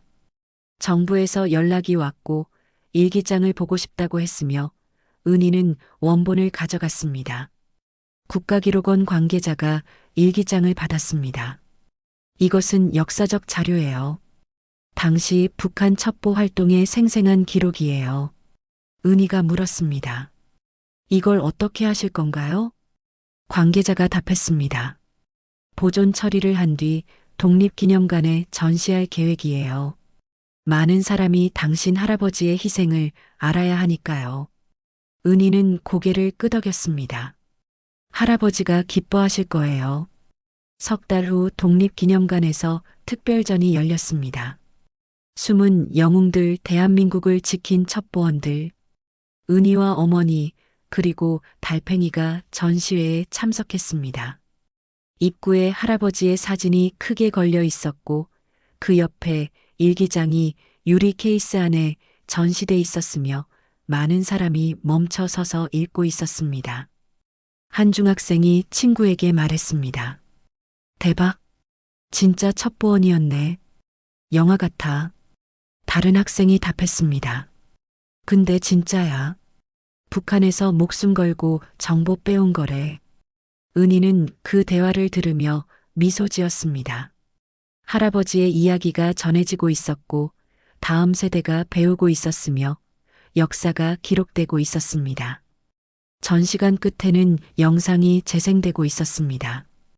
백두 요원에 대한 다큐멘터리였고 그의 생애와 업적이 소개되고 있었으며 마지막 임무에 대한 재연도 포함돼 있었습니다. 백두 요원은 2023년 북한 기밀 필름을 대한민국에 전달하는 임무 중 순직했습니다. 그의 희생으로 대한민국은 북한의 핵 개발 계획을 사전에 파악할 수 있었습니다. 영상 속 백두의 얼굴이 클로즈업 됐고 은희는 그것을 보며 가슴이 먹먹해졌으며 그의 마지막 미소가 떠올랐습니다. 전시를 다 보고 나오는 길에 한 노부부가 은희에게 다가왔습니다. 혹시 리은희 씨 맞으신가요? 은희는 고개를 끄덕였습니다. 노인은 깊이 인사했습니다. 감사합니다. 덕분에 우리나라가 안전해졌어요. 은희는 손을 저었습니다. 저는 할아버지의 뜻을 이어받았을 뿐이에요. 노인은 고개를 저었습니다. 아니에요. 당신도 영웅이에요. 목숨을 걸고 필름을 지켰잖아요. 은희는 대답하지 못했고 그저 고개를 숙였으며 노부부는 다시 한번 인사하고 떠났습니다. 달팽이가 은희의 어깨를 두드렸습니다. 저 사람들 말이 맞아. 넌 영웅이야. 은희는 고개를 저었습니다. 난 그냥 살아남으려 했을 뿐이에요. 달팽이가 말했습니다. 그게 용기야. 포기하지 않고 끝까지 간 것. 그게 바로 영웅이 하는 일이야. 집으로 돌아오는 차 안에서 어머니가 말했습니다. 은희야, 이제 우리도 평범하게 살 수 있을까? 은희는 어머니의 손을 잡았습니다. 이미 살고 있어요, 엄마. 우리는 자유로워요. 어머니는 창밖을 봤고 서울의 거리가 지나갔으며 평범한 사람들이 평범한 일상을 살고 있었습니다. 그래, 자유로워. 그날 밤 은희는 다시 발코니로 나갔습니다. 남산타워가 빛나고 있었고 한강이 흐르고 있었으며 도시는 살아 숨쉬고 있었습니다. 할아버지의 일기장 구절이 떠올랐습니다. 나는 그것을 믿는다. 대한민국 만세. 은희는 작은 목소리로 말했습니다. 할아버지, 저 여기 있어요. 할아버지가 지키려 했던 나라에서 살고 있어요. 그리고 행복해요. 바람이 불었고 나뭇잎이 흔들렸으며 어디선가 할아버지의 목소리가 들리는 것 같았습니다. 잘했다고, 고맙다고, 사랑한다고. 다음 날 은희는 출판사에 기획안을 제출했습니다. 숨은 영웅들의 이야기라는 제목의 책이었고 할아버지와 백두 그리고 수많은 이름 없는 첩보원들의 이야기를 담을 계획이었으며 자신의 경험도 포함될 것이었습니다. 편집장이 기획안을 읽고 고개를 끄덕였습니다. 좋아요. 이건 꼭 필요한 책이에요. 사람들이 알아야 해요. 은희는 그날부터 글을 쓰기 시작했습니다. 할아버지의 일기장을 참고했고 백두의 기록을 정부에서 제공받았으며 자신의 기억을 되살렸습니다. 압록강의 차가운 물, 보이부의 추격, 달팽이의 도움, 백두의 희생, 필름 송신의 순간, 모든 것을 글로 옮겼고 밤낮 없이 썼으며 6개월 만에 원고를 완성했습니다. 책이 출간됐습니다. 7시간의 비밀특명이라는 제목이었고 표지에는 태극기와 필름이 그려져 있었으며 출간 첫 주에 베스트셀러에 올랐습니다. 서점 사인회가 열렸습니다. 수백 명이 줄을 섰고 책을 사들고 왔으며 은희에게 사인을 받았습니다. 한 여고생이 말했습니다. 책 읽고 울었어요. 진짜 감동이었어요. 은희는 미소 지었습니다. 고마워요. 할아버지가 기뻐하실 거예요. 한 중년 남자가 말했습니다. 저도 군에 있을 때 정보 업무를 했어요. 이런 분들 덕분에 나라가 지켜지는 거죠. 은희는 고개를 끄덕였습니다. 네, 많은 분이 희생하셨어요. 사인회가 끝난 후 한 사람이 남아 있었습니다. 정장을 입은 젊은 남자였고 얼굴이 낯익었으며 은희를 조용히 기다리고 있었습니다. 리은희 씨? 은희는 고개를 끄덕였습니다. 남자는 명함을 건넸습니다. 국가정보원 차세대 인재 채용 담당자입니다. 은희는 명함을 받아들었습니다. 무슨 일이신가요? 남자가 말했습니다. 당신 같은 사람이 필요해요. 국가를 위해 일할 의지가 있는 사람. 할아버지와 백두 요원의 뜻을 이어갈 사람. 은희는 잠시 망설였습니다. 저는 평범하게 살고 싶어요. 남자는 고개를 끄덕였습니다. 알아요. 하지만 생각해 보세요. 당신의 경험, 당신의 용기가 다른 사람들을 구할 수 있어요. 명함을 남기고 남자는 떠났고 은희는 명함을 오래 들여다봤으며 복잡한 심정이었습니다. 집으로 돌아와 어머니에게 물었습니다. 엄마, 제가 또 위험한 일을 한다면 어떡할 거예요? 어머니는 잠시 생각하더니 답했습니다. 내가 선택한 길이라면 응원할게. 하지만 무리하지는 마. 내 할아버지처럼 돌아오지 못할까봐 두려워. 은희는 어머니를 안았습니다. 걱정 마세요. 저는 할아버지보다 운이 좋아요. 그날 밤 은희는 명함을 책상 서랍에 넣었습니다. 아직 결정하지 않았고 시간이 필요했으며 평범한 삶도 소중했습니다. 하지만 언젠가 다시 조국이 부른다면 그때는 대답할 준비가 돼 있었습니다. 할아버지처럼, 백두처럼. 창밖으로 서울의 밤이 계속되고 있었고 은희는 그 평화를 지켜보며 생각했습니다.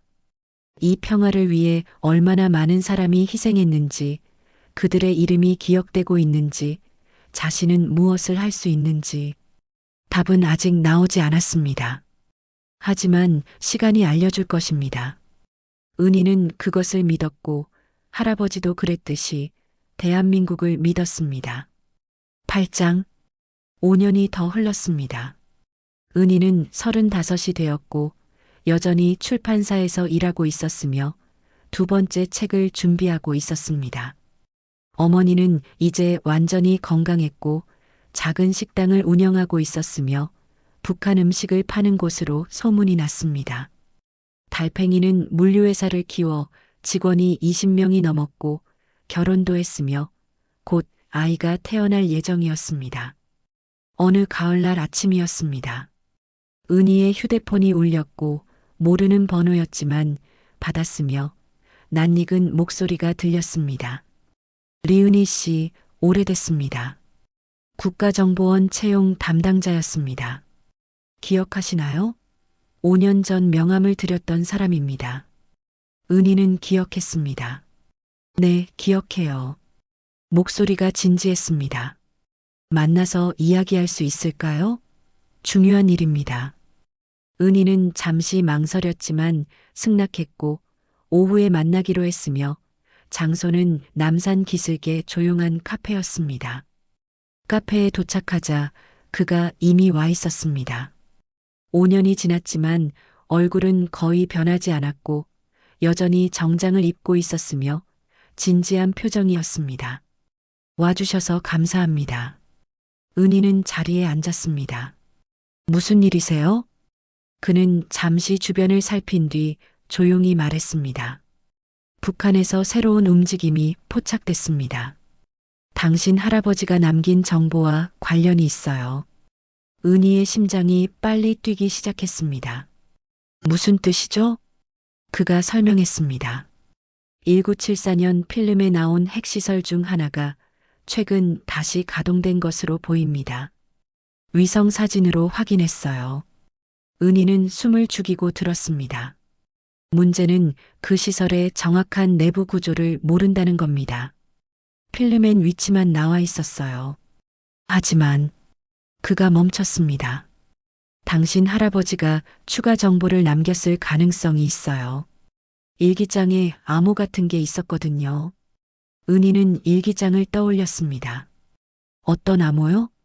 그는 작은 종이를 꺼냈고 거기엔 숫자들이 적혀 있었으며 은희가 본 적 없는 것들이었습니다.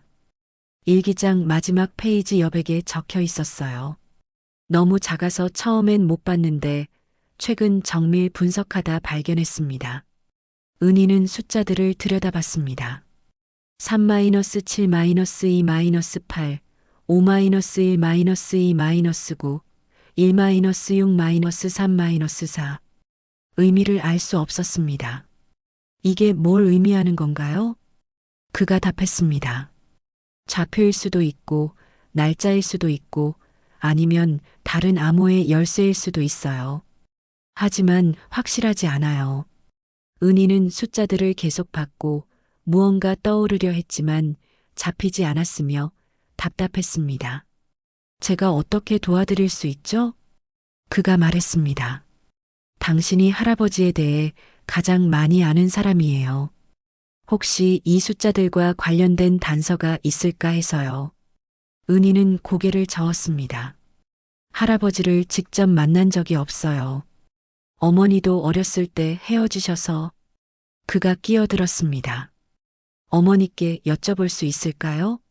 혹시 할아버지가 남긴 다른 물건이나 말씀이 있었는지. 은희는 고개를 끄덕였습니다. 물어볼게요. 그날 저녁 어머니에게 물었습니다. 엄마, 할아버지에 대해 기억나는 거 더 없어요? 특별한 숫자나 날짜 같은 거. 어머니는 한참 생각하더니 말했습니다. 글쎄, 내가 어렸을 때 할머니가 말씀하신 게 있긴 해.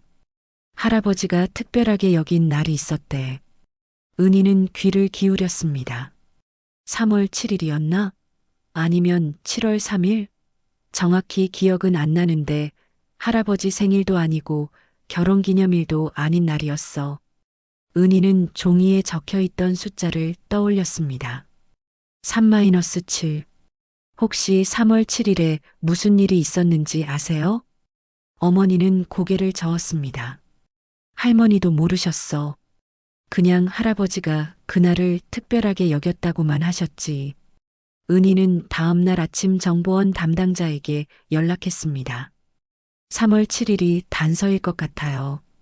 그는 즉시 조사에 들어갔고 오후에 다시 연락이 왔으며 목소리에 긴장이 섞여 있었습니다. 1965년 3월 7일 북한에서 비밀 군사회의가 있었어요. 당신 할아버지가 그 회의에 참석했던 것 같습니다. 은희는 숨을 죽였습니다. 그럼 나머지 숫자들은요? 그가 답했습니다. 5-1-2-9는 5월 12일 가능성이 높아요. 1974년 5월 12일 북한 핵시설 기공식이 있었거든요. 은희의 가슴이 뛰었습니다. 그럼 마지막 숫자 1-6-3-4는요? 그는 잠시 침묵했습니다. 1년 6개월 34일 혹은 좌표의 일부일 수도 있어요. 아직 확실하지 않습니다. 은희는 생각에 잠겼고 할아버지가 왜 이런 암호를 남겼을지 고민했으며 답을 찾으려 애썼습니다. 며칠이 지났습니다. 은희는 할아버지의 일기장을 다시 읽었고 모든 페이지를 꼼꼼히 살펴봤으며 뭔가 놓친 것이 있을 거라 생각했습니다. 그리고 발견했습니다. 일기장 뒷표지 안쪽에 아주 작은 글씨로 뭔가 적혀 있었고 거의 보이지 않을 정도로 흐렸지만 확대해서 보자 읽을 수 있었습니다. 지하 1층 6번 통로 34번 방. 은희는 즉시 담당자에게 연락했습니다. 찾았어요. 1-6-3-4는 방 번호예요. 지하 1층 6번 통로 34번 방. 그의 목소리가 떨렸습니다. 그곳에 뭐가 있는 건가요? 은희가 답했습니다. 할아버지가 숨겨둔 추가 정보일 거예요. 50년 전에 일주일 후 정부로부터 연락이 왔습니다. 리은희 씨, 당신이 제공한 정보로 국제사찰단이 북한과 협상을 시작했어요. 그 시설 내부 조사를 요구하고 있습니다. 은희는 가슴이 벅차올랐습니다. 성공할까요? 목소리가 조심스러웠습니다. 확실하지 않아요. 하지만 당신 할아버지 덕분에 우리는 협상 카드를 얻었어요. 이건 큰 진전이에요. 석 달이 지났습니다. 뉴스에서 보도가 나왔습니다. 북한 핵시설 일부 공개 합의, 국제사찰단 방문 예정. 은희는 어머니와 함께 뉴스를 봤고 화면에는 북한 대표와 국제사찰단이 악수하는 장면이 나왔으며 역사적인 순간이었습니다. 할아버지가 해내신 거예요. 은희가 말했습니다. 어머니는 눈물을 닦았습니다. 내 할아버지는 50년이 지나서도 나라를 지키고 계시네. 그날 밤 은희는 국립현충원을 찾았습니다. 할아버지의 묘소는 없었지만 기념비가 세워져 있었고 그곳에 할아버지의 이름이 새겨져 있었으며 순국첩보원 리태극이라고 적혀 있었습니다. 백두의 묘소도 함께 찾았습니다. 두 영웅 앞에 꽃을 놓았고 오래 서 있었으며 할 말이 많았지만 말이 나오지 않았습니다. 대신 마음속으로 말했습니다. 할아버지, 백두 요원님, 당신들의 희생이 헛되지 않았어요. 50년이 지났지만 여전히 조국을 지키고 계세요. 감사합니다. 바람이 불었고 나뭇잎이 흔들렸으며 은희는 그것이 그들의 대답이라고 생각했습니다. 1년이 더 지났습니다. 국제사찰단의 보고서가 발표됐고 북한 핵시설의 위험성이 확인됐으며 국제 압박이 강화됐습니다. 북한은 결국 협상 테이블에 나왔고 비핵화 논의가 시작됐으며 완전한 해결까지는 갈 길이 멀었지만 시작은 됐습니다. 그리고 모든 것의 시작에는 할아버지의 필름이 있었습니다. 은희는 세 번째 책을 출간했습니다. 50년의 유산이라는 제목이었고 할아버지의 암호와 그것이 어떻게 현재까지 영향을 미치는지를 다룬 책이었으며 출간 즉시 베스트셀러가 됐습니다. 대학에서 강연 요청이 들어왔습니다. 서울대학교 정치외교학과였고 학생들 앞에서 은희는 자신의 이야기를 했으며 질문이 쏟아졌습니다. 한 학생이 물었습니다. 무섭지 않았나요? 북한에서 탈출할 때 은희는 잠시 생각했습니다. 무서웠어요. 매 순간이 공포였죠. 하지만 포기할 수 없었어요. 할아버지가 남긴 것을 지켜야 했고 어머니를 구해야 했으니까요. 다른 학생이 물었습니다. 다시 그 상황이 온다면 똑같은 선택을 하실 건가요? 은희는 망설이지 않고 답했습니다. 네. 100번이라도 같은 선택을 할 거예요. 조국을 위해서라면요. 강연장에 박수가 울렸고 학생들이 일어섰으며 은희는 그들의 눈빛에서 희망을 봤습니다. 다음 세대가 이어받을 것입니다. 할아버지와 백두가 지킨 이 나라를 이 자유를. 저녁에 집으로 돌아오니 어머니가 저녁을 준비하고 있었고 달팽이가 아내와 갓난아기를 데리고 와 있었으며 작은 거실이 웃음소리로 가득했습니다. 은희 이모. 달팽이의 아기가 은희를 보고 웃었습니다. 은희는 아기를 안았고 작고 따뜻한 생명이 품에 안겼으며 이 아이가 자랄 세상을 생각했습니다. 전쟁 없는 세상, 자유로운 세상, 평화로운 세상. 할아버지와 백두, 그리고 수많은 이름 없는 영웅들이 꿈꿨던 세상. 이 아이 이름이 뭐예요? 은희가 물었습니다. 달팽이가 답했습니다. 태극이에요. 당신 할아버지 이름을 따서 지었어요. 은희의 눈에 눈물이 고였습니다. 할아버지가 정말 기뻐하실 거예요. 식사가 끝난 후 은희는 발코니로 나갔습니다. 서울의 밤 풍경이 펼쳐져 있었고 수백만 개의 불빛이 반짝이고 있었으며 이 모든 것이 평화로웠습니다. 휴대폰이 울렸습니다. 국가정보원 담당자였습니다. 리은희 씨, 5년 전 제안을 기억하시나요? 은희는 기억했습니다. 네. 그가 조심스럽게 물었습니다. 지금도 그 제안은 유효합니다. 당신 같은 사람이 필요해요. 생각해 보실 의향이 있으신가요?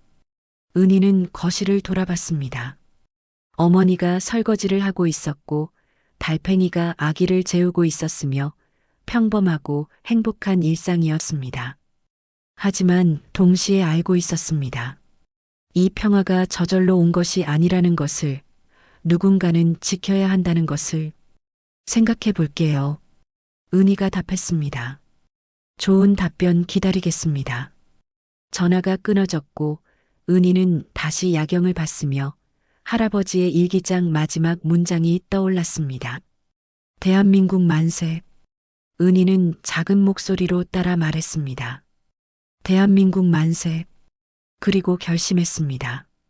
할아버지가 시작한 일을 계속할 것이라고, 백두가 지킨 조국을 자신도 지킬 것이라고. 방법은 달라도 목표는 같았습니다. 자유, 평화, 그리고 대한민국. 다음 날 아침 은희는 전화를 걸었습니다. 제안 받아들이겠습니다. 담당자의 목소리가 밝아졌습니다. 환영합니다. 언제 시작할 수 있으신가요? 은희는 창밖을 봤습니다. 태극기가 바람에 펄럭이고 있었고 햇살이 그것을 비추고 있었으며 아름다웠습니다. 지금 당장이요. 그렇게 새로운 장이 시작됐습니다. 할아버지의 손녀가 할아버지의 길을 따라 걷기 시작했고 50년의 유산이 계속 이어지고 있었으며 대한민국은 여전히 지켜지고 있었습니다. 오늘 이야기 어떠셨나요? 대한민국을 사랑하신다면 댓글로 응원의 글을 남겨주세요. 대한민국을 위해 목숨 바치신 분들 때문에 지금의 대한민국이 있습니다. 늘 감사합니다. 구독과 좋아요로 응원해 주신다면 엄청난 복 많이 받으실 거예요.